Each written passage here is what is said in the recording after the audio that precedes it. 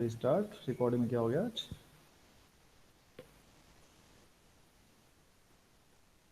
Okay class, this is lecture number 41 and today's topic is inventory model. Inventory control हम discuss कर रहे थे कल। आज हम लोग इसका फर्स्ट मॉडल देखेंगे और उस पर बेस्ड कुछ न्यूमेरिकल ट्राई करेंगे, राइट। तो अभी तक हम लोगों ने कल टॉपिक स्टार्ट किया था, कुछ इसका बेसिक कॉन्सेप्ट जो होते हैं इन्वेंट्री के वो देखे थे, ठीक है। इन्वेंट्री क्या होता है, इन्वेंट्री कंट्रोल क्या होता है और उसमें जो वेरियस कॉस्ट होती हैं वो क्या होती हैं, ठीक है। तो आज हम लोग थोड़ा सा रिकॉल करके फटाफट आगे बढ़ेंगे और एक दो न्यूमेरिकल करने की कोशिश करेंगे आज, ओके। तो सबसे पहले जो एक क्वेश्चन उठता है इन्वेंट्री कंट्रोल में वो ये है कि किन किन प्रॉब्लम्स को हम लोग सॉल्व करते हैं। तो ये कुछ बेसिक क्वेश्चंस हैं, जैसे कि सबसे पहला क्वेश्चन ये है कि when to order, how much order and how much safety stock should be keeped. ये हमारे की प्रॉब्लम्स हैं जो हम लोग इन्वेंट्री कंट्रोल में कंसीडर करते हैं और उनको हम लोग सॉल्व करने की कोशिश करते हैं, ठीक है।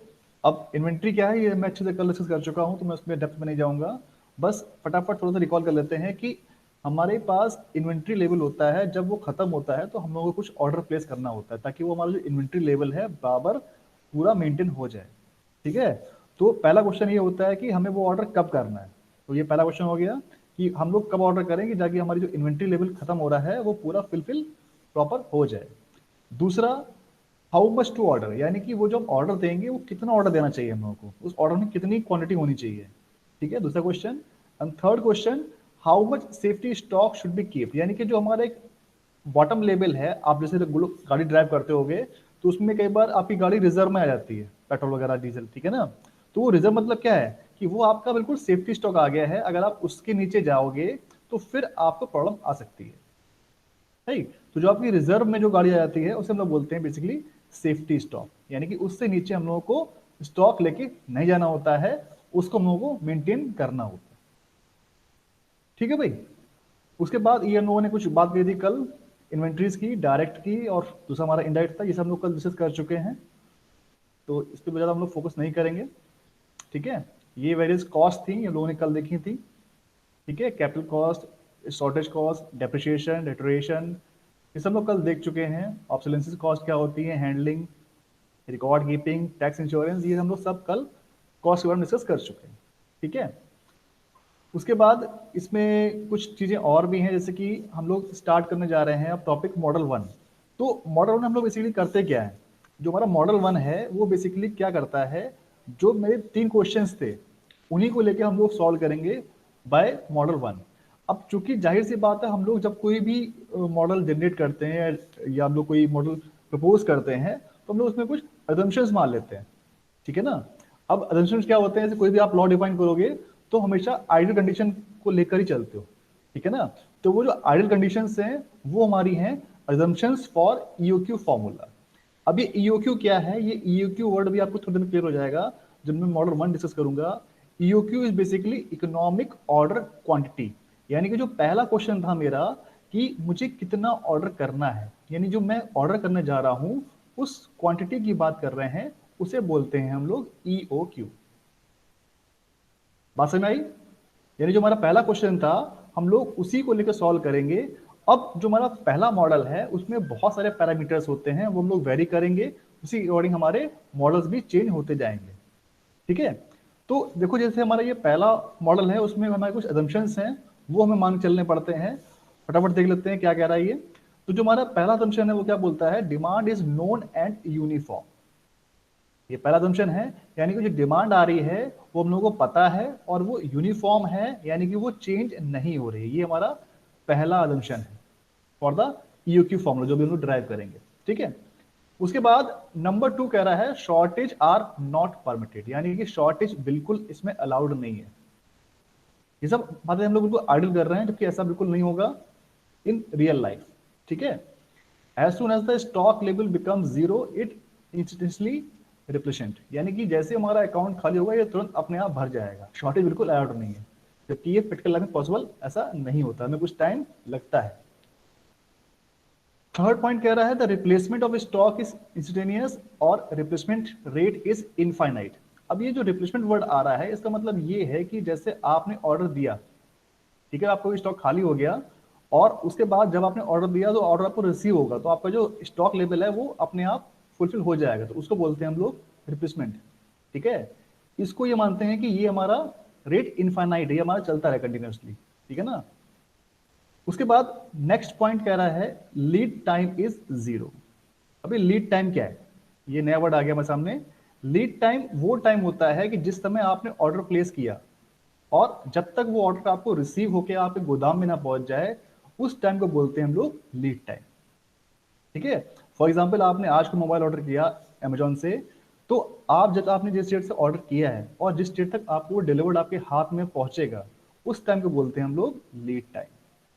ठीक है, और इसमें हम लोगों ने क्या अज्यूम किया है, दैट लीड टाइम इज 0। ठीक है, ये बिल्कुल प्रैक्टिकल पॉसिबल नहीं है, लेकिन उन्होंने एज्यूम कर रखा है मॉडल ड्राइव करने के लिए, तो मान चलेंगे कि लीड टाइम हमारा 0 है।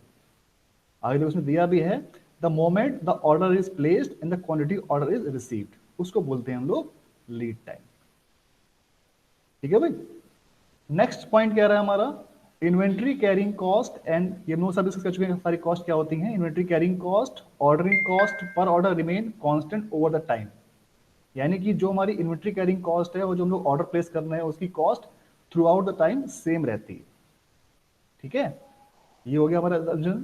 उसके बाद जो 6 पॉइंट है, कह रहा है cost of the item remain constant over the time. ये बिल्कुल पॉसिबल नहीं है, लेकिन हम लोग अज्यूम करके चल रहे हैं क्योंकि कॉस्ट समय के साथ चेंज होती रहती है, इंक्रीज करती रहती है।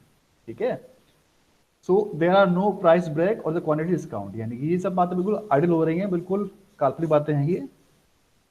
Next 7 point, the item is purchase and replaced in lots और बैचेस, यानी कि जो हमारा आइटम है वो परचेज किया जाता है और जो फुलफिल होती है रिक्वायरमेंट हमारी, वो लॉट में होती है, बैचेस में होती है।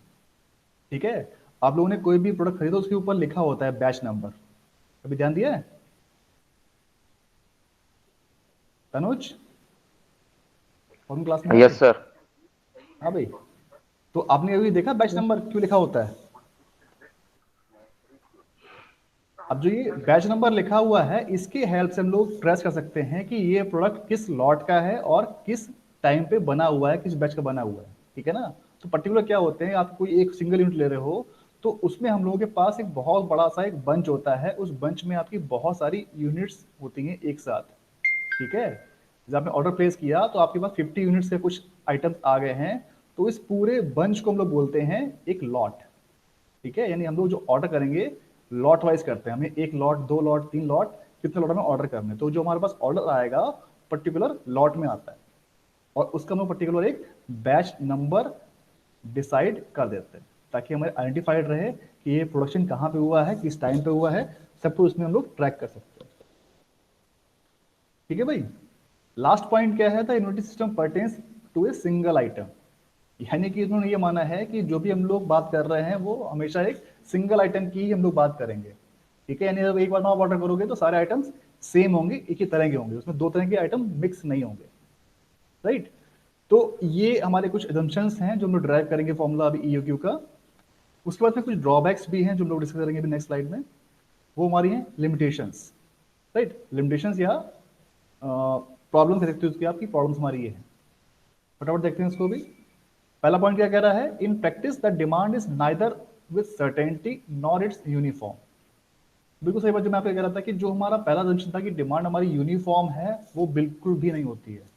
यूनिफॉर्म हमारी कब होगी, जब हमारा सब कुछ बिल्कुल आइडियल चलेगा, ऐसा बिल्कुल नहीं होता है। डिमांड हमारी हमेशा अनसर्टन रहती है और यूनिफॉर्म कभी भी नहीं रहती है। ठीक है, तो ये इसका पहला एक लूज पॉइंट है या ड्रॉबैक है या लिमिटेशन कह सकते हो आप मॉडल की, जो उन्होंने पहले अज्यूम किया है।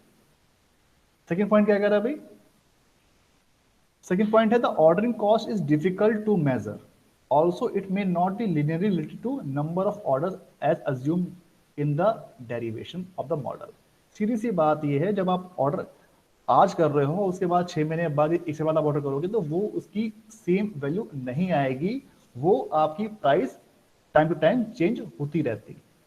ठीक है, सेकेंडली पॉइंट कह रहा है the inventory carrying rate is still more difficult, यानी कि जो आपकी इन्वेंट्री कैरिंग कॉस्ट है वो भी आपका फिक्स नहीं रहता, वो भी हमारा वेरी करता है। ठीक है, ये सब थ्योरी वाला पार्ट है, इसलिए आपको बता रहा हूं मैं।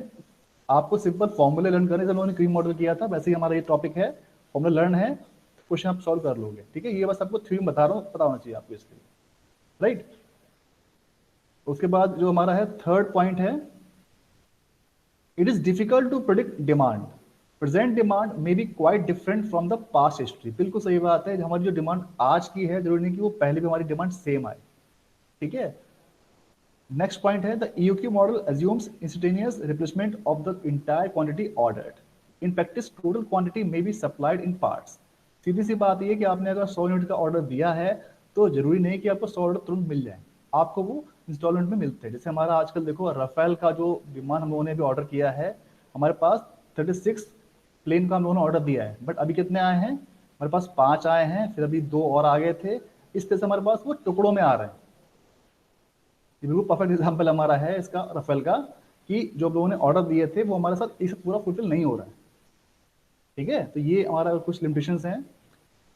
फिफ्थ पॉइंट कह रहा है द लीड टाइम में नॉट बी जीरो, ठीक है, बिल्कुल सही बात है, लीड टाइम हमारा कभी भी जीरो नहीं हो सकता, ये पॉसिबल ही नहीं है कि बिल्कुल आपने ऑर्डर दिया और क्लिक कर दे तुरंत आपको ऑर्डर मिल जाए, ऐसा पॉसिबल ही नहीं है, ठीक है। नेक्स्ट 6 पॉइंट है हमारा, price variation and quantity discounts and shortage may further invalid the use of EOQ formula, ठीक है। ये एक बहुत ही जेन्यून पॉइंट है, वैलिड पॉइंट है, क्योंकि हमारा जो प्राइस है वो वेरी करता रहता है, डिस्काउंट्स हमारे वेरी करते रहते हैं time to time as per season. तो ये जो चीजें सारी हमारी हैं, प्राइस, क्वांटिटी एंड शॉर्टेज में further invalid use the EOQ formula. जो हमने फॉर्मूला डिराइव किया है वो हमारा सिर्फ एक आइडियल कंडीशन है कि सब कुछ हमारी फिक्स है, कोई चेंज नहीं कर रहा है। ये सारे जो हमारे पॉइंट्स हैं सारे हमारे उसको लिमिटेट करते हैं, उसको हम लोग एक ड्रॉबैक के तौर पे देखते हैं। तो ये हमारी कुछ लिमिटेशंस थी ऑफ ईओक्यू फॉर्मूला, ठीक है। अब जो हमारा ईओक्यू फॉर्मूला है वो देख लेते हैं। उससे पहले देख लेते हैं कि हमारे जो मॉडल्स हैं किस तरह से उन्होंने क्लासीफाई किया गया है, ठीक है। ये बहुत सारे मॉडल्स हमारे पास हैं इन्वेंट्री के, ठीक है। तो मेनली इसको जब लोग क्लासीफाई करते हैं बेसिकली 2 क्लासिफिकेशंस हैं, पहला हमारा डिटर्मिनिस्टिक है, दूसरा हमारा प्रोबेबिलिस्टिक है, ठीक है। यानी कि डिटर्मिनिस्टिक वो है कि जहाँ पे हम लोगों को सब कुछ फैक्ट्स हम लोगों को पता होते हैं, फैक्ट मतलब कि जो भी हमारी डिमांड है, प्राइस रेट है, वट एवर ऑल जितने टर्म्स हैं वो सब हम लोगों को पता होते हैं, तो हम लोग यूज करते हैं डिटर्मिनिस्टिक मॉडल। बट अगर ये सारे टर्म्स हम लोगों को पता नहीं होते, उसमें हमारी कुछ प्रोबेबिलिटी एसोसिएट होती है, तब इसको बोलेंगे हम लोग these are the probabilistic model, ठीक है। फर्दर उसको हम लोगों ने क्लासीफाई किया है मॉडल 1 2 3, टोटल आप देख रहे हो 5 हमारे पास मॉडल्स हैं, और उन मॉडल्स में भी हमारे सब मॉडल हम लोगों ने क्लासीफाई कर रखे हैं, ठीक है। जैसे कि मैं बात करूँ फर्स्ट मॉडल की, जो लोग पढ़ने जा रहे हैं हम लोग आज पढ़ेंगे, इसमें क्या कहता है कि नो शॉर्टेज इज परमिटेड, यानी कि हम लोग शॉर्टेज को मान के चल रहे हैं कि शॉर्टेज हमारे पास बिल्कुल नहीं है, डिमांड हमारी यूनिफॉर्म है, रिप्लेसमेंट रेट हमारी इनफाइनाइट है। यानी कि जो मैंने आपको बताया था, हमारा जो फर्स्ट फॉर्मूला जो हम लोग भी पढ़ेंगे वो हमारा इसके अंदर आने वाला है, ठीक है। तो ये हमारा क्लासिफिकेशन हो गया। तो फटाफट स्टार्ट करते हैं फर्स्ट मॉडल, ठीक है। अब ये फर्स्ट मॉडल हमारा, जैसे आपको बताया, क्या बोलते हैं इसको, हम लोग क्लासिकल ईओक्यू मॉडल भी बोलते हैं, ठीक है। और क्या बोलते हैं, first a demand rate uniform, replacement rate is infinite, as well as this is also called as in classical EOQ model, ठीक है। बस इसमें ध्यान रखना है कि जो आपकी डिमांड रेट है वो यूनिफॉर्म है, और क्या होता है कई बार जैसे अलग अलग बुक्स में इसको अलग नोटेशन से हम लोग करते हैं रिप्रेजेंट, ठीक है। कहीं इसको डी बोल देते हैं, कहीं इसको आर बोल देते हैं, कहीं इसको सी बोल देते हैं, तो उससे कंफ्यूज मत होना। जो भी टर्म हमारे लैंग्वेज में दिया हुआ है वो हम लोगों को सही से पढ़ना है, ठीक है। तो फर्स्ट को स्टडी कर लेते हैं क्या कहता है इस मॉडल में। इस मॉडल में बोल रहा है कि this is simplest inventory model, stockist has to order supply goods of customer with uniform rate of R, यानी कि जो हमारी डिमांड है कितनी हो गई, आर हो गई, यूनिफॉर्म हमारी डिमांड है पर यूनिट टाइम। अब यूनिट टाइम कितना लगता है, ये हमारा आवर भी हो सकता है, ये हमारा वीक भी हो सकता है, ये हमारा मंथ भी हो सकता है, और ये हमारा ईयर में भी हो सकता है, ठीक है। तो डिपेंड करता है कि हमारा ऑर्डर किस टाइप का है, बट जो हमारी डिमांड है वो हमारी फिक्स है, जो कि हमारी हम लोग शो कर रहे हैं लेटर आर से, ठीक। Hence demand is fixed and known, जो हमारा पहला असम्पशन था कि डिमांड हमारी फिक्स हो गई और हम लोगों को पता है क्या है। नो शॉर्टेज इज अलाउड, यानी शॉर्टेज बिल्कुल अलाउड नहीं है। Consequently the cost of shortage यानी कि C2 इज इनफाइनाइट, जब यानी अलाउड ही नहीं है तो C2 को हम लोग बोल रहे हैं शॉर्टेज कॉस्ट, वो हो जाएगी हमारी इनफाइनाइट, यानी कि C2 इज इनफाइनाइट, यानी कि वो हम लोग एज्यूम नहीं करेंगे, नेक्स्ट कह रहा है he place in order with manufactured every T times. अब टी टाइम हमारा जो है वो फिक्स हो गया। अब वो टी टाइम क्या है? वो टी टाइम आपका आवर है, डे है, वीक है, मंथ है, ईयर है, जो भी है वो हमारा फिक्स है। यानी कि हर, अगर मैं बात करूं टी को मैं मान लेता हूं वीक, मान लेता हूं टी हमारा वीक में हम लोग काउंट कर रहे हैं, तो हर हफ्ते हमारा एक फिक्स ऑर्डर जा रहा है। ठीक है, यानी कि आपको रेगुलर कंटिन्यूअस आप उसको 6 ऑर्डर दे रहे हो, जितने आपकी यूनिट देनी है 100 50 जो भी आपकी यूनिट है, वो आप फिक्स ऑर्डर उसको प्लेस कर रहे हो। राइट। अब जो ये ऑर्डर प्लेस कर रहे हो, इसको हम लोग बोलते हैं ऑर्डरिंग कॉस्ट। ठीक है, रिकॉल करो कल जो मैंने आपको बताया था ऑर्डरिंग कॉस्ट। ठीक है, इसको हम लोग करते हैं यहाँ पे C3 से। ये जो मैंने मॉडल लिया है ये मैंने हीरन गुप्ता से लिया है, तो ये हीरन गुप्ता में आपका इस तरह से नोटेशन दिए हुए हैं सारी कॉस्ट का। अगर आप दूसरी बुक्स में जाओगे तो वहां इसको अलग नोटेशन देते हैं, बट फॉर्मूला हमारा वही सेम बनेगा, तो उससे कंफ्यूज नहीं होना है कि उस बुक में क्या दिया है, इस बुक में क्या दिया है। जो कॉन्सेप्ट है वो में होना चाहिए क्लियर। राइट। तो ये जो हमारी ऑर्डरिंग कॉस्ट है वो हमारी C3 है। Now replacement time is negligible, बिल्कुल जीरो मान लेते हैं कि हमारा जो भी ऑर्डर आएगा तुरंत हो जाएगा, इन्फिनिट हमारा प्रोसेस पहुंच जाएगा। उसके बाद लीड टाइम इज जीरो। अभी मैं इसको डायग्राम समझाऊंगा तो आपको और चीजें क्लियर होगा कि इसका मतलब क्या होता है। लीड टाइम इज जीरो यानी कि जब मैं ऑर्डर प्लेस किया तुरंत हमारे पास ऑर्डर आ गया। The holding cost is assume to be proportional to the amount of inventory, यानी कि जैसे जैसे हमारी इन्वेंट्री बढ़ती रहेगी उस हिसाब से हमारी होल्डिंग कॉस्ट भी इंक्रीज करेगी। This is the total description of model 1 जो हम लोग अभी पढ़ने जा रहे हैं, जिसको हम लोग अभी ड्राइव करेंगे। Thus, the cost of inventory 1 for the time t is C1 into IT, यानी ये हमारा फॉर्मूला बन जाएगा कि हमारे पास I इन्वेंट्री है, T टाइम है, C1 इज द टोटल हमारी होल्डिंग कॉस्ट। राइट। तो ये हमारे टोटल जो है मॉडल को हमने डिस्क्राइब कर दिया कि फर्स्ट मॉडल हमारा क्या कहता है, क्या क्या इसमें कहा गया है, क्या असम्पशंस हैं मान चले हैं। अब इस मॉडल से हम लोग क्या निकालेंगे, हम लोग मॉडल में क्या मिलने वाला है। सबसे पहली चीज हम मुझे निकालेंगे वो निकालेंगे how frequently he should place in order, यानी कि जो हमारा स्टॉकिस्ट है उसको कितने टाइम में कितना ऑर्डर प्लेस करना चाहिए। ठीक है, पहला क्वेश्चन ये रहेगा हमें कब करना है, दूसरा हमें हाउ मेनी यूनिट्स यानी कितना EOQ, हम लोग बेसिकली इसी बात कर रहे हैं EOQ। तो हम लोग ये EOQ भी ड्राइव करेंगे, निकालेंगे कि कितना हमारा वो ऑर्डर होना चाहिए और उसकी फ्रीक्वेंसी कितनी होनी चाहिए, यानी कि साल में या महीने में उसको कितनी बार ऑर्डर प्लेस करना है। बस ये दो फॉर्मूले हम लोग निकालेंगे और उसी की हेल्प से हम लोग बाकी फॉर्मूले भी ड्राइव कर लेंगे। इसमें क्वेश्चन ये भी पूछता है कई बार कि what is the total cost. ठीक है, तो वो देखते हैं अभी हम लोग फटाफट। अब मुझे तो यहाँ तक कोई डाउट है, कोई पॉइंट समझ में आया हो, कोई टॉपिक समझ में आया हो तो पूछ लो, वरना फिर हम सीधे अब इसके बाद मॉडल स्टार्ट करने जा रहे हैं। बताओ भाई, जो से क्लास में बताइए बेटा।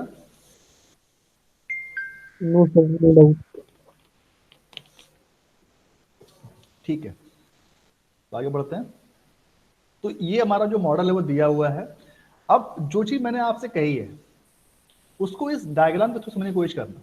ठीक है, यानी कि ये जो हमारा एक लेबल दिख रहा है this is my inventory label, और समय के साथ ये धीरे धीरे मेरा खत्म हो रहा है। ठीक है, एक पॉइंट पे आके देखो ये बिल्कुल खत्म हो गया है, जैसे खत्म हुआ तुरंत भर गया। This call replacement replacement rate infinite, यानी कि तुरंत भर गया। ठीक है, टाइम नहीं लगा। अब जैसे मैंने ऑर्डर दिया, क्योंकि मेरा देखो यहाँ पे खत्म हो रहा लेवल, मैंने ऑर्डर दिया तुरंत ऑर्डर भर गया, यानी कि जो टाइम गैप था तो मैं क्या बोलता था लीड टाइम। ठीक है, वो क्या हुआ यहाँ पे जीरो। जैसे ऑर्डर दिया तुरंत फिल हो गया, that means lead time is zero.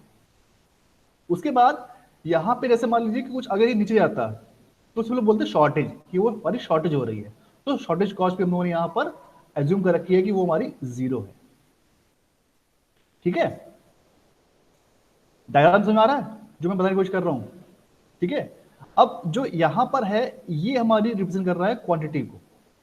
ठीक है, कि हमारी आर यूनिट्स हैं, टी टाइम में रिक्वायर्ड हैं, तो this is my small Q total quantity जो हम लोग ऑर्डर कर रहे हैं। ठीक है, आर क्या होगी डिमांड, टी हो गया टाइम, यानी कि हम लोग 100 यूनिट करते हैं एक महीने में, तो कितने जाएंगे हमारी 100 यूनिट एक फिक्स ऑर्डर में, मतलब क्यों का ये है। ठीक है, अधिक क्लियर हो रहा होगा। अब जो वेरियस कॉस्ट थी उनको फटाफट रिवाइज कर लेते हैं। यहाँ पे हम लोग जो आर को current denote, this is my uniform rate of demand, C1 is the cost of holding, जो मैं कर रहा था CH, ठीक है, वो हमारी हो जाएगी holding cost 1 unit in inventory for a unit of time, right. C2 is the shortage cost जो कि हमारी इनफाइनाइट है, यानी कि हमें उसे यूज नहीं करनी। Next C3 is the ordering cost, ठीक है। तो ये हमें टर्म्स याद रखने हैं कि C1 क्या है, C2 क्या है और C3 क्या है।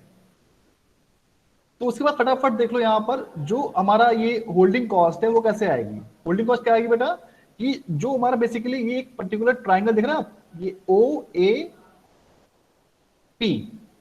इसका जो मैं एरिया निकालूंगा, this value of area will be give me the value of total holding cost, यानी कि जितना मुझे इस इन्वेंट्री को मैं होल्ड कर रहा हूं, ठीक है ना, वो मेरा आ जाएगा इस एरिया के डायग्राम से, ठीक है भाई। अब वो कैसे आएगा देखिए, अब जो सिंपल मेरा पी क्या ट्राइंगल है? होता है, हेलो, पी क्या है सर इसमें? क्या, P sir, P. P, P कहाँ है, ओ ए पी सर, एक ट्रायंगल बन रहा है ना, तो उसमें पी। वो बस खाली इसको नाम दिया है ऐसे ही, वो ऐसे मतलब एक नाम दिया ना OAP, इस ट्रायंगल को एक्सप्लेन करने के लिए ट्रायंगल OAP, पी वैसे कुछ नहीं है, ये हम लोग यहाँ पे जो ये क्वांटिटी ओके। है बेसिकली, इस क्वांटिटी को हम लोग क्यू से करते हैं नोट, ठीक है। और क्यू की वैल्यू क्या है, Q is equal to RT, वो खाली बस वो ट्राइंगल के लिए उन्होंने OP किया है, पी का वैसे वो सिग्निफिकेंस कुछ नहीं है, ठीक है। वैसे छोड़ो उसको, इसमें कोई दिक्कत वाली बात नहीं है। आप सिंपल समझ लो कि जो हमारी क्या बोलते हैं, जो होल्डिंग कॉस्ट है वो क्या आएगी, इस ट्राइंगल का जो एरिया आएगा हमारा, ठीक है। अब ट्राइंगल का एरिया क्या होता है हमारा, 1/2 base into height, this is the formula of any triangle. तो यहाँ पे जो बेस है वो क्या हो गया हमारा यहाँ पर T, और हाइट क्या यहाँ पर है, हाइट हमारी है Q की वैल्यू क्या है RT, ठीक है। तो यहाँ पे वैल्यू को 1/2 बेस हो जाएगा हमारा T, और हाइट क्या है RT, तो ये बन जाएगा मेरे पास 1/2 RT², ठीक है। तो ये मेरा आ गया area of this triangle OAP, जो कि मेरी वैल्यू है टोटल होल्डिंग कॉस्ट के, इसको बोलूंगा मैं होल्डिंग कॉस्ट, ठीक है। तो ये मैं निकल के आ गई यहां पर होल्डिंग कॉस्ट, देख रहे हो, 1/2 C1 R T², इसको मैं कर दूंगा नोट यहाँ पे, ये मेरी हो जाएगी होल्डिंग कॉस्ट, और जो मेरी ऑर्डरिंग कॉस्ट है उसको मैं डिनोट करूंगा C3 से। अब C3 क्या है, C3 is the ordering cost, ये दोनों ने ऊपर ड्राइव किया है। तो जब इन दोनों को मैं जोड़ दूंगा तो मेरा बन के आ जाएगा this is my total cost during time T, ठीक है। ये मेरी होल्डिंग कॉस्ट और जो मेरी ऑर्डरिंग कॉस्ट, इन दोनों मैंने जोड़ दिया तो मेरा बन गया ये टोटल ऑर्डरिंग कॉस्ट। टोटल मेरी जो कॉस्ट है पर्टिकुलर टाइम की वो मेरी यहाँ पे आ गई। अब इसको मैं अगर डिवाइड कर दूंगा टाइम T से, ठीक है, तो मेरी आ जाएगी total average cost per unit time, ठीक है। इस फॉर्मूले को मैंने डिवाइड कर दिया टाइम T से, तो क्या आ जाएगा average total cost per unit time, यानी कि एक टाइम की मेरी कितनी यूनिट आ जाएंगी, तो वो मेरी आ जाएगी 1/2 C1 RT और C3/RT। फिर इसको हम लोग क्या करते हैं, इसको हम लोग डिफरेंशिएट कर देंगे एक बार, वो मैक्सिमम मिनिमम का आपको फॉर्मूला याद होगा, हम लोग जो फर्स्ट में करते थे मैक्सिमम मिनिमम के लिए, ठीक है। इसको हम डिफरेंशिएट करेंगे विद रिस्पेक्ट टू टाइम और इक्वल टू कर देंगे 0, तो हमारी जो ये मैक्सिमम वैल्यू है वो मिल जाएगी, सॉरी मिनिमम वैल्यू मिल जाएगी हम लोगों को। तो वो हम लोग इसके हिसाब से एक फॉर्मूला निकाल लेंगे क्यू का, और जो फॉर्मूला निकल जाता है हमारा वो आता है इस तरह से, वो निकल गई है, ठीक है, ये क्यू, ठीक है। तो ये जो हमारा क्यू निकल के आया है, इस क्यू को बोलते हैं बेसिकली हम लोग economic order quantity, EOQ, right. तो इस T0 को बोलते हैं हम लोग कि जो हम लोग जिस टाइम इंटरवल में हम लोग ऑर्डर प्लेस करेंगे वो हमारा टाइम हो जाएगा T0, और जो हमारी क्वांटिटी का फॉर्मूला है, जो हमारा EOQ का फॉर्मूला है, वो निकल के आएगा हमारा इसके बाद √2C3R/C1। यहाँ पे C3 क्या है, ऑर्डरिंग कॉस्ट, और R क्या है, demand, C1 is the holding cost, ठीक है। तो बस आपको ये फॉर्मूला याद रखना है जब भी हम लोग आगे न्यूमेरिकल को सॉल्व करेंगे, √2C3R/C1, ठीक है, ये फॉर्मूला आपको याद रखना है। उसके बाद जो फॉर्मूला हमारा ये T0 का है, ये क्या बोल रहा है, T0 कह रहा है कि किस टाइम इंटरवल में हम लोगों को ऑर्डर प्लेस करना है, ठीक है ना। तो इसको अगर हम लोग रिवर्स कर देंगे 1/T0, तो वो हमारी फ्रीक्वेंसी आ जाएगी, कितनी फ्रीक्वेंटली हम लोग ऑर्डर प्लेस करेंगे, ठीक है। तो बस ये कुल मिला के हम लोगों को बस ये दो फॉर्मूले भी लर्न करने हैं, एक फॉर्मूला हमारा ये हो गया टी नॉट का, दूसरा हमारा हो गया ये क्यू का, और एक फॉर्मूला हमारा बनता है टोटल कॉस्ट का। इसको डेरिवेशन आप छोड़ दो, ये हमारे मतलब कि नहीं है, बस फॉर्मूला याद रखो आप। टोटल कॉस्ट का फॉर्मूला हमारा बनता है ये T C is equal to under root 2C1C3 into R. ठीक है, ये फॉर्मूला आपको याद रखना है। और यहाँ पे जो सी दिया हुआ this is the cost of single unit. अगर ये क्वेश्चन में दी हुई है तो इसको आप मल्टीप्लाई कर दोगे, अदरवाइज सिंपल आप बस ये फॉर्मूला लर्न करोगे। ठीक है भाई, तो ये हमारा फर्स्ट मॉडल था। इसमें हमारे पास जो हम लोगों को फॉर्मूले याद करने, वो हमारे पास दो फॉर्मूले हो गए, एक ये फॉर्मूला, एक ये, और एक ये वाला। ठीक है, सिंपल फॉर्मूले हैं, कोई दिक्कत है पूछो बताओ।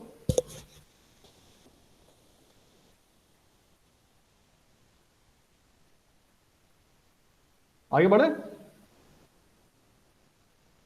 जी सर। ठीक है, तो सीधे क्वेश्चन पे आते हैं।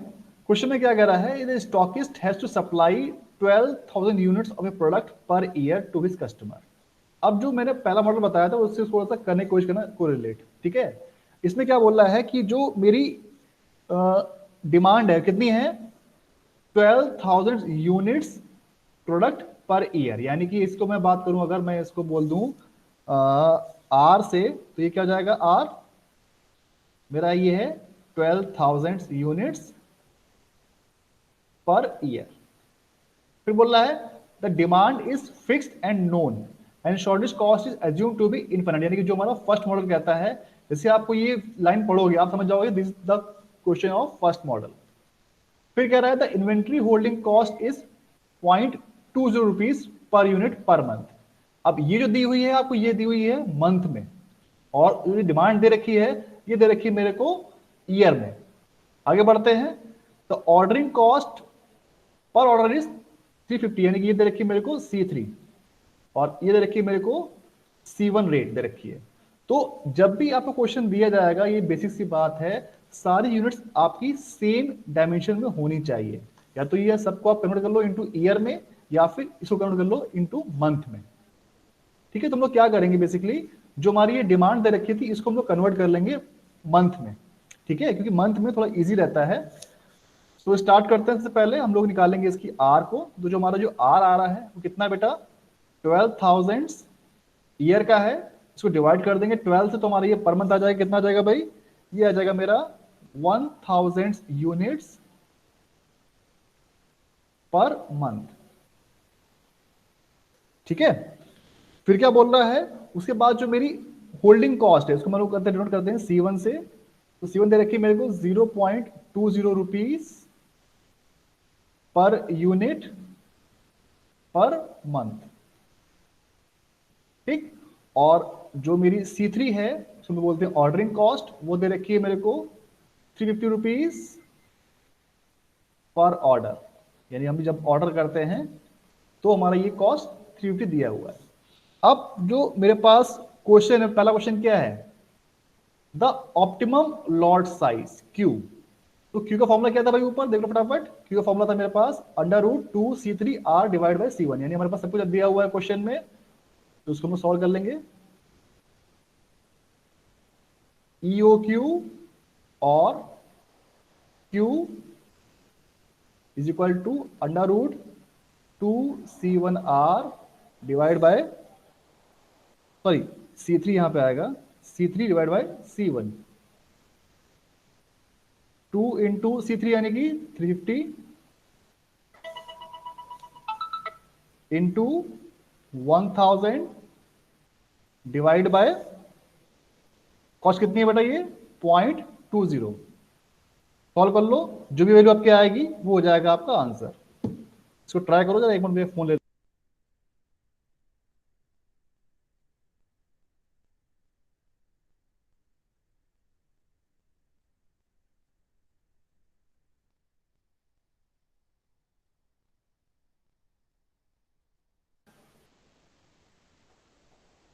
अभी कितनी वैल्यू आएगी बताओ, उसको सॉल्व करो।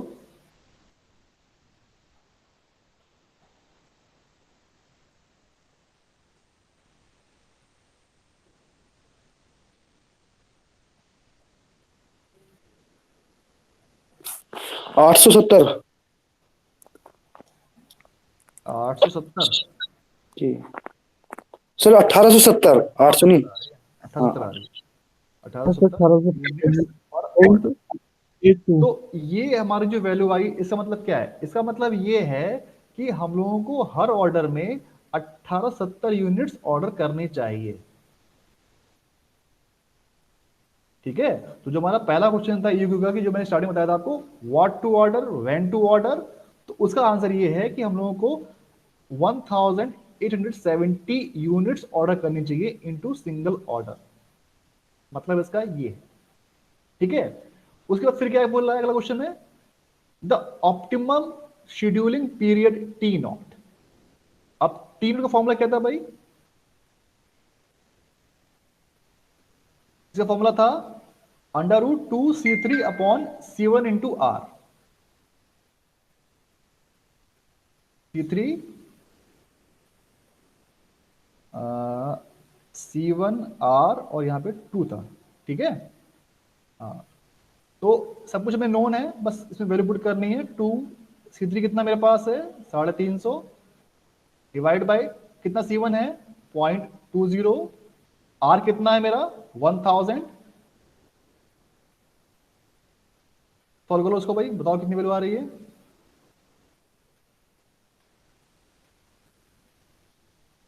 सर हाँ बताओ।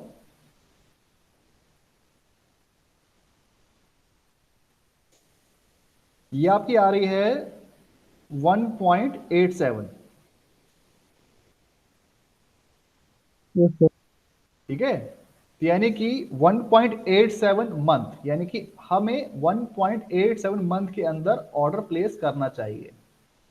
ठीक है, और इसको अगर थोड़ा सा अगर वीक में चाहो तो उसको मल्टीप्लाई कर लो, 1.87 इंटू 4, क्योंकि हमारे हफ्ते में एक महीने में 4 हफ्ते होते हैं, मतलब 4 दिन से थोड़े ज़्यादा होते हैं, तो उससे मल्टीप्लाई करो तो आपको 20 में आ जाएगा। ठीक है ना, तो ये आपका आंसर हो गया 1.87, यानी कि जो हम ऑर्डर प्लेस कर रहे हैं, हमें कब करना चाहिए?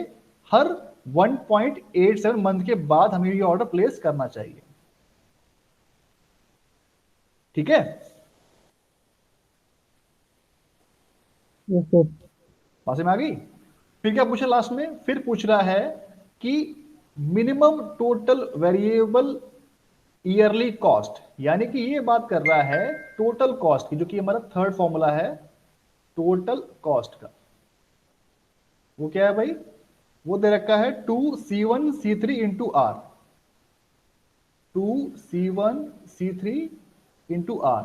अब जो ये वाला पार्ट है C × R, हमारे पास C क्वेश्चन में नहीं दिया है। C क्या है? बेसिकली एक पर्टिकुलर यूनिट की कॉस्ट।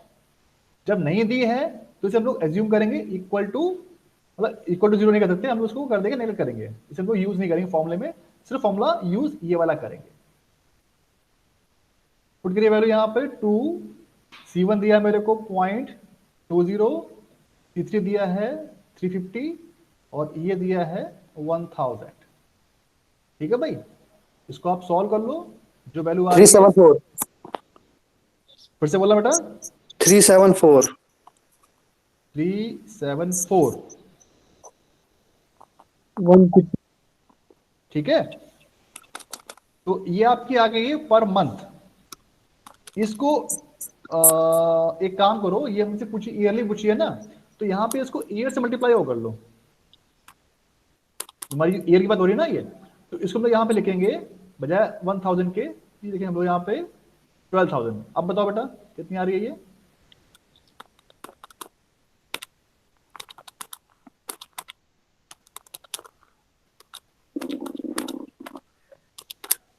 सब 1296। 1296, नहीं तो गड़बड़ आ रही है, यस दोबारा चेक सर। करो भाई।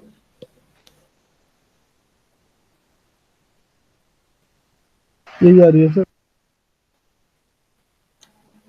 अब इसमें देखो मैंने एक चीज और यहाँ पे दुआ करता हूँ, मैं इसको मैं दोबारा पूरा करता हूँ, क्योंकि ये वैल्यू पूछी है, हम लोगों ने जो कुछ कर रखा है वो हम लोगों ने कर रखा है मंथ में कर रखा है। ठीक है, और यहाँ पे पूछ रहा है ये वैल्यू हमारी ईयर में। तो ये जो मेरे C1 मेरी कॉस्ट कितनी दी बेटा? ये दी मेरे को 0.20 पर मंथ, यानी ये एक महीने की है। तो 12 महीने कॉस्ट क्या होगी 0.20 इंटू 12। अब 350 इंटू जो मैंने निकाला था ये 1000 की जगह मैं लिखूंगा यहाँ पर 12,000, क्योंकि मेरी जो एनुअल डिमांड है वो कितनी 12,000 है। अब बताओ कितनी वैल्यू आ रही है।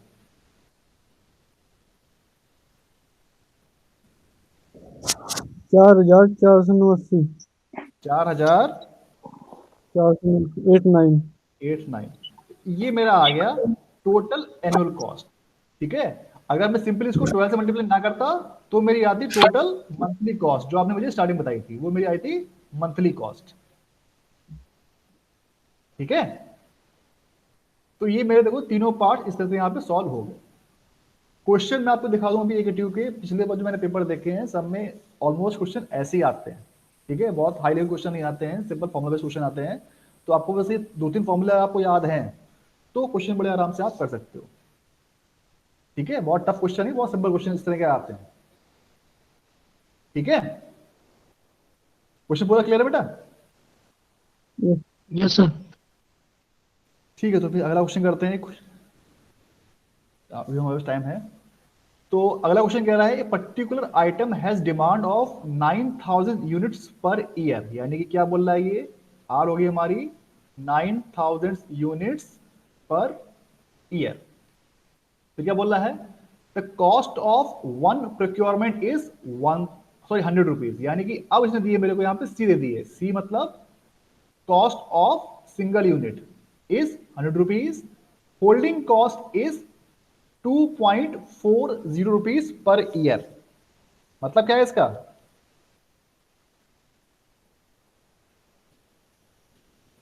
तो C1। C1, हाँ बस यही सुना चाह रहा हूं मैं। C1 होगी हमारी 2.40 यूनिट्स पर ईयर। ठीक है, क्योंकि दे रखा है पर यूनिट पर ईयर। ठीक, the replacement is instantaneous, no shortage is allowed, determine the economic lot order. तो ये जो है मेरी ये C3 है, मैंने C3 लिया यहाँ पे। ठीक है, तो मेरी यहाँ पे R हो गई, C3 हो गई और मेरी यहाँ पे C1 हो गया। ठीक है, तो मुझे क्या निकालना है अब, पहला पार्ट पूछ रहा है सिंपल EOQ। फॉर्मूला क्या है मेरे पास, 2C3R डिवाइड बाय C1। अब देखो यहाँ पे ऑलमोस्ट सारी यूनिट्स मेरी ईयर में ही हैं, तो मुझे किसी को कन्वर्ट करने की जरूरत नहीं है। मेरी ये भी ईयर में है, ये भी मेरी ईयर में ही है। ये तो दे रखी है वन प्रोक्योरमेंट ऑफ दिस, ठीक, होल्डिंग कॉस्ट ये है, तो सब कुछ मेरा ईयर में ही है, तो मुझे इसमें कुछ भी कन्वर्ट करने की जरूरत नहीं है, मैं सीधे इसमें as it is value paste कर दूंगा। देखिए भाई 2 इंटू C3 मेरा 100 है, आर दे रखा है मेरे को 9000 डिवाइड बाय C1 कितना है बेटा, ये दे रखा है मेरे को 2.40। बताओ कितना आ रहा है, 866। तो ये आ गया मेरा 866 यूनिट्स पर ईयर। हो गया। उसके बाद अगला पार्ट क्या बोल रहा है भाई, अगला पार्ट कह रहा है the number of orders per year. ये कैसे आएगा बताओ, मैंने बताया था जब मैंने फॉर्मूला बता रहा था आपको, number of orders per year.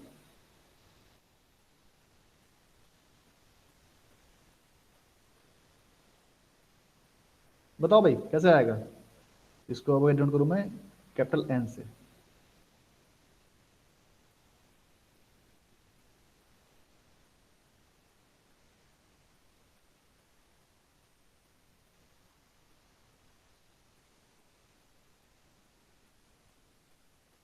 अरे फॉर्मूला क्या था टी नॉट का, number of order equal to 1 upon T not.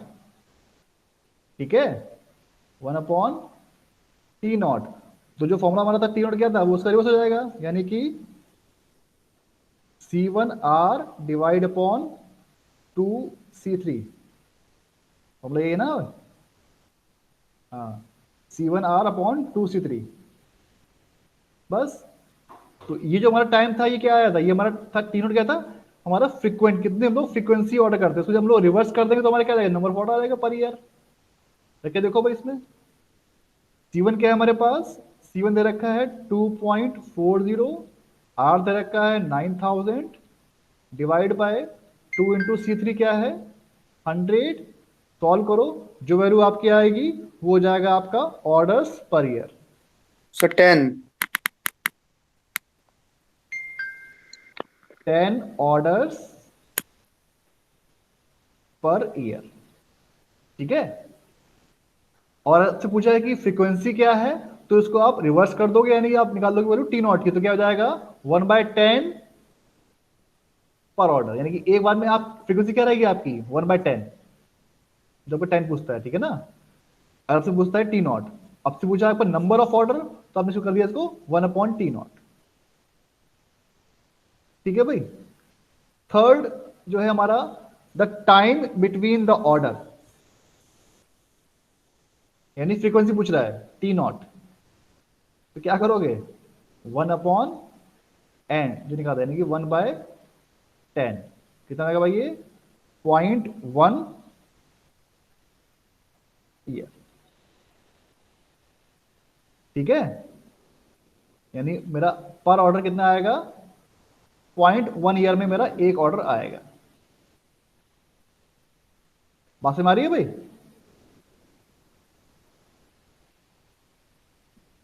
ये समझ आया मैं ओके। क्या कर रहा हूं मैं यहाँ पे, T0 में क्या करा, T0 क्या हमारा, फिर से दूसरे बार इसमें कुछ डाउट आ रहा हो तो,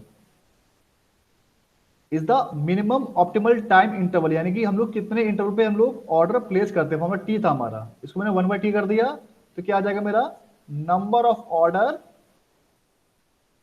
पर ईयर या पर टाइम, जो भी मेरा टाइम दे रखा है, ठीक है। जब मैं इसको उल्टा करूंगा तो मेरा आ जाएगा मिनिमम ऑप्टिमल टाइम इंटरवल, कितने टाइम गैप से मैं एक ऑर्डर प्लेस करूंगा, ठीक है। तो इसका मतलब क्या हुआ, इसका मतलब ये हुआ कि 0.1 ईयर में मैं ऑर्डर प्लेस करूंगा, मतलब जो मेरा गैप आ जाएगा 0.1 ईयर गैप आएगा फर्स्ट और सेकंड ऑर्डर में, ठीक है। इसको चाहो तो मल्टीप्लाई कर लो आप 12 से, तो आपका मंथ में आ जाएगा, या आप ईयर में रहने दो इसको, ठीक है। तो ये मेरा थर्ड पॉइंट। अब बात करते हैं इसका हम लोग फोर्थ पॉइंट पे। फोर्थ पॉइंट क्या कर रहा है, total cost per year is the cost of one unit is ₹1। यहां पे दी है आपको यूनिट ऑफ कॉस्ट 1, यानी कि ये दी है आपको वैल्यू C, ठीक है भाई। ये आपको दी यहां पे C वैल्यू। तो भाई इसको फटाफट लिख दो, फॉर्मूला हमारे पास क्या था टोटल कॉस्ट का, रिकॉल करो। बहुत सिंपल है, 2C1C3R plus C into R, ठीक है। क्या देखो भाई 2C1 दिया है मेरे को 2.40 इंटू C3 दिया कितना भाई, C3 मेरे पास है 100, और उसके बाद जो R है वो दिया है मेरे को 9000, ठीक है। प्लस अब जो C मेरी कितनी आ गई 1 आ गई ना यहाँ पे, तो 9000 इंटू 1, इसको सॉल्व कर लो, जो भी आपकी वैल्यू आएगी वो हो जाएगी टोटल कॉस्ट पर ईयर। बताओ भाई कितनी आ रही है। Sir, 11078. 11078 रुपीज में है, तो रुपीज में रहेगी पर ईयर, यानी कि हमारी ईयरली कॉस्ट आ गई, टोटल जो हमारी फर्म है उसकी टोटल कॉस्ट आ गई हमारी 11078। समझ में आ रहा है भाई क्या हम लोग कर रहे हैं, क्वेश्चन में क्या निकाल रहे हैं, सारे पॉइंट्स क्लियर हैं।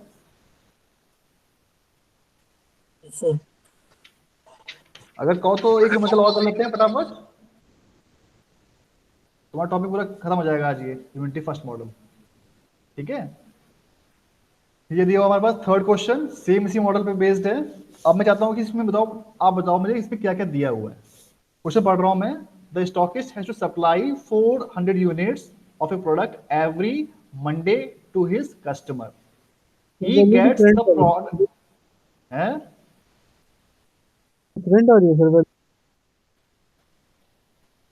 क्या करो बेटा, क्वेश्चन की वैल्यू मेरी तो आ रही है सर 20,080।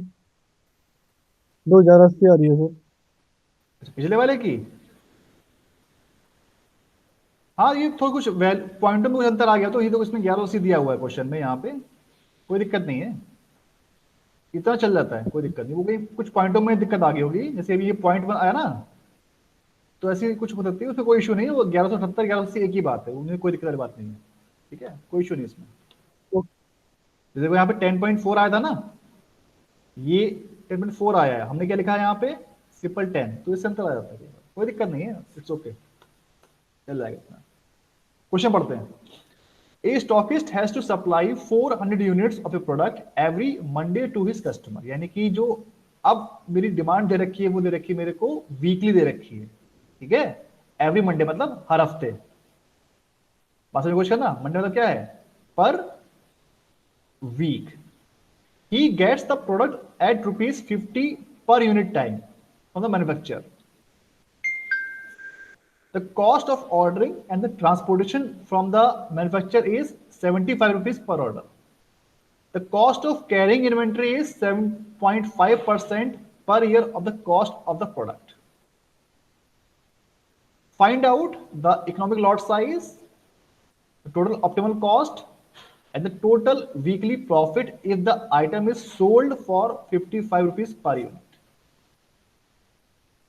क्वेश्चन क्लियर है?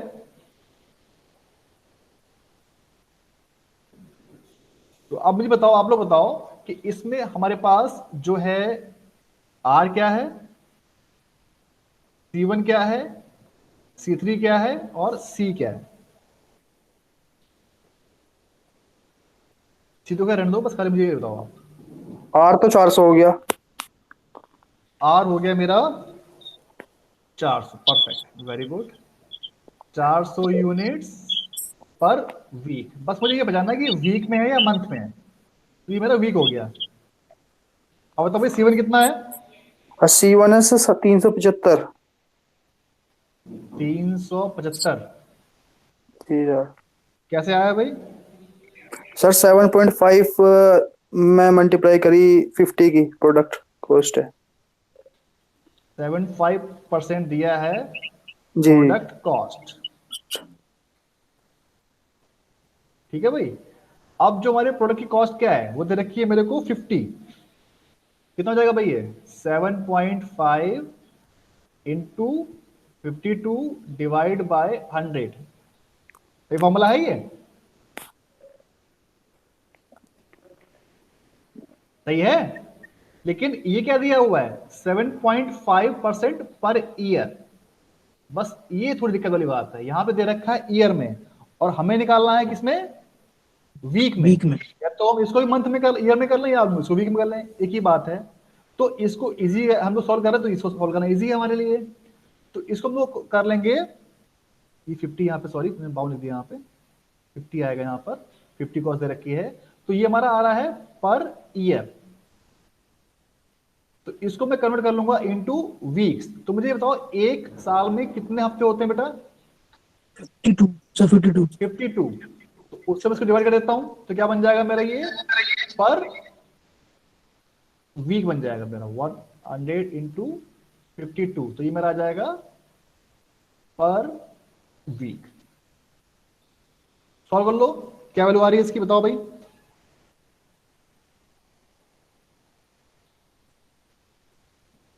ये आ जाएगी आपकी 2। हाँ हाँ हाँ, यानी कि 3.75 डिवाइड बाय 52। 0.072। फिर से बोला 0.072। 72। ठीक है, ये हमारी आ गई है पर वीक। ठीक, तो हमारे पास C1 आ गया है, R आ गया है, और C3 कितना है बेटा? 5 है 75।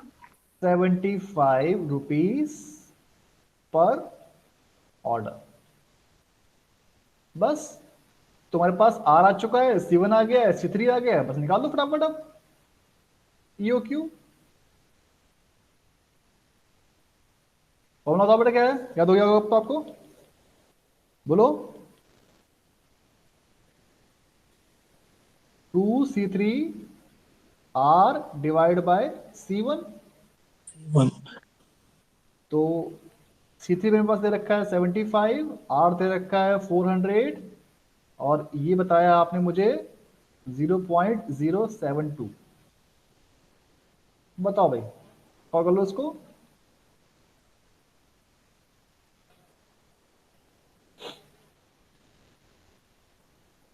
Nine one two sir 912 units पर ऑर्डर, ये आ जाएगा आपका पर ऑर्डर। ठीक है, यानी ये हो गया मेरा इकोनॉमिक ऑर्डर क्वांटिटी, यानी इकोनॉमिक लॉट साइज। यानी जो मैं एक बार में ऑर्डर दूंगा, कितने का दूंगा? 912 यूनिट्स का ऑर्डर दूंगा एक सिंगल ऑर्डर में। तो वो मुझे बिल्कुल बैलेंस पड़ेगा, मुझे नुकसान नहीं होगा। अब इसमें एक डायग्राम भी होता है, मैं आपको दिखा दूंगा अभी लास्ट में कि इसका मतलब क्या है, ये हमारी कब आती है। आगे बढ़ते हैं। फिलहाल the total optimal cost including the capital cost. बताओ भाई फॉर्मूला क्या था इसका? तो बहुत सिंपल फॉर्मूला था, TC is equal to under root 2C1C3 into R. Plus R. ठीक है, प्लस सी इंटू आर। बताओ भाई अब, तो यहां पे हमारे पास दिया हुआ है C1 में दे रखा है 0.072, C3 हमारे पास 75 है, आर दे रखा है 400, प्लस अब जो हमारे पास दे रखी है आर, वो सिंगल यूनिट की कॉस्ट क्या दे रखी है? वो दे रखी है मेरे को 50, यानी 50 सी इज इक्वल टू 50 रुपीज। तो मैं क्या करूंगा, 50 इंटू आर कितना है मेरा? 400। बस सॉल्व कर लो, बताओ वैल्यू क्या आ रही है इसकी भाई। सर 20065 फिर से बोलना। 20065 20065 कुछ पॉइंटों में आ रही है। 0.72 सर 0.72, इसमें एज जो दे रखी है ये हमारी आ गई है टोटल कॉस्ट पर वीक। ठीक है, क्वेश्चन मेरा ऑलमोस्ट खत्म हो चुका है, बस मुझे अब एक चाहिए आपसे answer, third answer. The total weekly profit if the item is sold at 55 rupees per unit. तो मुझे बस ये बता दो अब कि बंदे को प्रॉफिट हो रहा है या लॉस हो रहा है।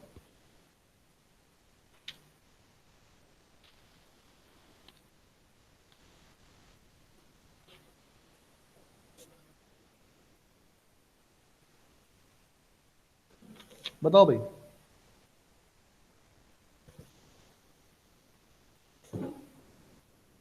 ये हमारी टोटल कॉस्ट आ गई। ठीक है, अब प्रॉफिट कब आता है भाई? प्रॉफिट कब आएगा? बताओ भाई। आप एक स्टॉकिस्ट हैं, आप एक मार्केट में बैठे हो, आपको प्रॉफिट कब आएगा? प्रॉफिट तब आएगा जब सेलिंग प्राइस ज्यादा होगा आपका कॉस्ट प्राइस से। ठीक है, तो आपकी कॉस्ट प्राइस कितना आ चुका है? कॉस्ट प्राइस यानी टोटल कॉस्ट आपकी कितनी आ रही है? 2065 रुपए। ठीक है, और इसको आप कितने में बेच रहे हो? बेच रहे हो इसको आप 55 रुपीज पर यूनिट। तो मुझे बताओ, जो आपका सेलिंग प्राइस है और कॉस्ट प्राइस दोनों ज्यादा क्या आ रहा है? बताओ भाई फटाफट।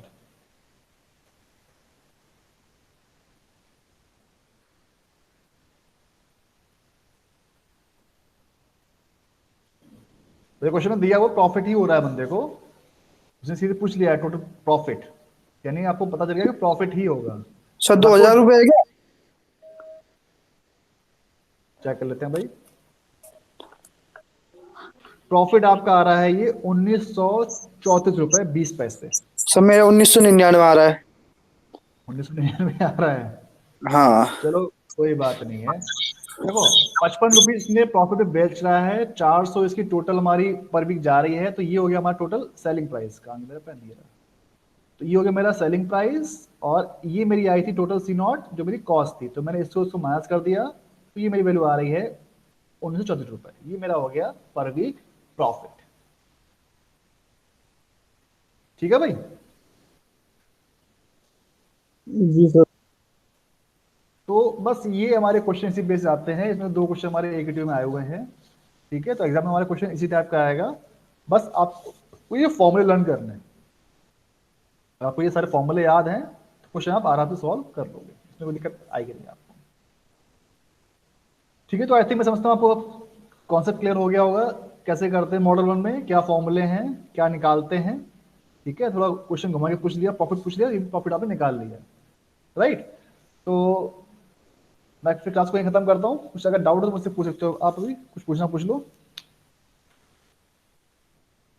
इस टॉपिक में, या जो कल बताया था उसमें कुछ डाउट हो, कुछ पूछना हो तो पूछ लो।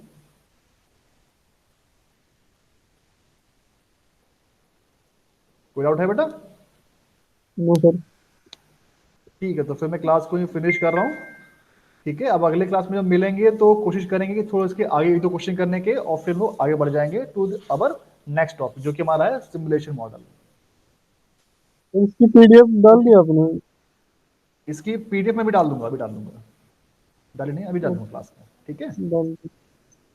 और मैं कुछ क्यूइंग मॉडल के मैंने कुछ पीडीएफ बनाई थी, वो भी मैं डाल दूंगा, आप उसको प्रैक्टिस कर लेना। ठीक है, ये मैंने क्वेश्चन 3-4 कराए थे क्यूइंग मॉडल के, तो उसको आप देख लेना अपने लेवल से ट्राई करने की, और कोई दिक्कत आती है तो मुझसे पूछना आप। ठीक है, तो मैं वो भी डाल दूंगा in your classroom. Okay class, thank you.